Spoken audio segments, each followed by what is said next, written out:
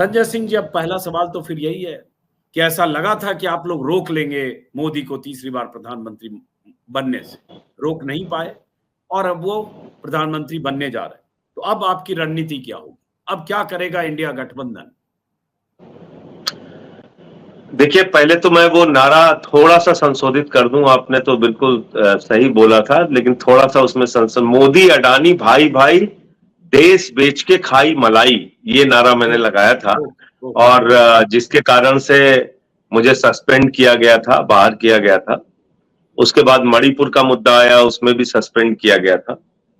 तो मेरा इतिहास भी बताया गया पार्लियामेंट में सरकार के द्वारा कि 56 बार ये 6 साल के अंदर बेल में गए हैं और इन्होंने बकायदा अभियान चलाया है सरकार के खिलाफ। तो मुझे लगता है हम लोगों ने अपनी भूमिका निभाई, जितना लड़ सकते थे लड़ा इनसे, चुनाव में भी जितना इनके खिलाफ बोल सकते थे, इनकी सच्चाई बता सकते थे, बताया।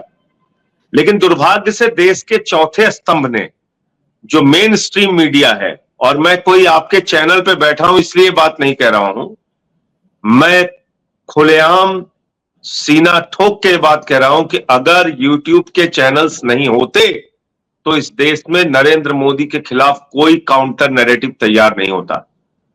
नरेंद्र मोदी जी को भगवान बना के प्रस्तुत किया गया गोदी मीडिया के द्वारा, और उनके भगवान की छवि को, असलियत को अगर दिखाने का, उसको छवि को तोड़ने का और असलियत को दिखाने का काम किया तो यूट्यूब चैनल्स ने किया, आप जैसे लोगों ने किया। तो इसके लिए आप लोग बधाई के पात्र हैं।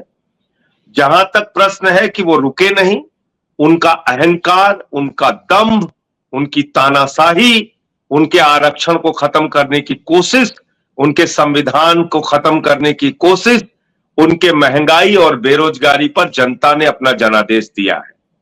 हाँ, उड़ीसा जैसे राज्यों से ऐसी संभावना नहीं थी कि एक तरफा बीजेपी के पक्ष में, वो किसी को अंदाजा नहीं था कि बीजेपी के पक्ष में ऐसा वहां पे 20 सीटें वहां आ जाएंगी।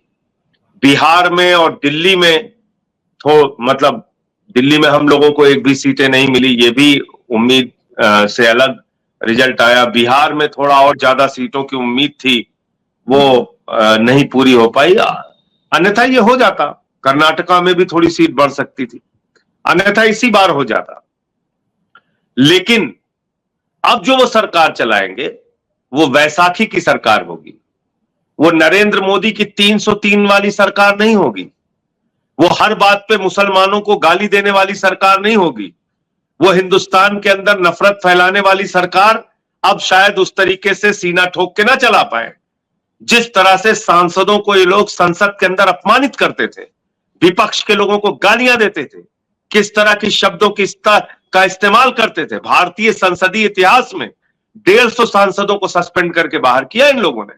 तो जिस तरह से ये लोकतंत्र का चीरहरण कर रहे थे, अब मुझे लगता है कि उस पर अंकुश लगेगी। और अगर अंकुश नहीं भी लगेगी तो अंदर और बाहर दोनों तरह की चुनौतियों से इनको निपटना पड़ेगा। बाहर हम लोग विपक्ष की भूमिका में है और अंदर इनके साथ भी कुछ ऐसे दल हैं जिनका कमिटमेंट समाज के अलग अलग वर्गों के साथ है।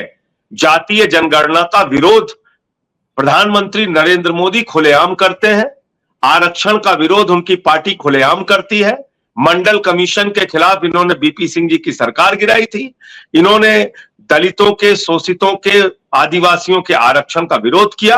मोहन भागवत ने कहा कि आरक्षण इस देश के अंदर खत्म होना चाहिए, मनमोहन वैद्य ने कहा कि आरक्षण से अलगाववाद पैदा होता है। तो मैं ये कह रहा हूं कि अब इन चीजों पर, पुरानी बात नहीं है, पुरानी बात नहीं है,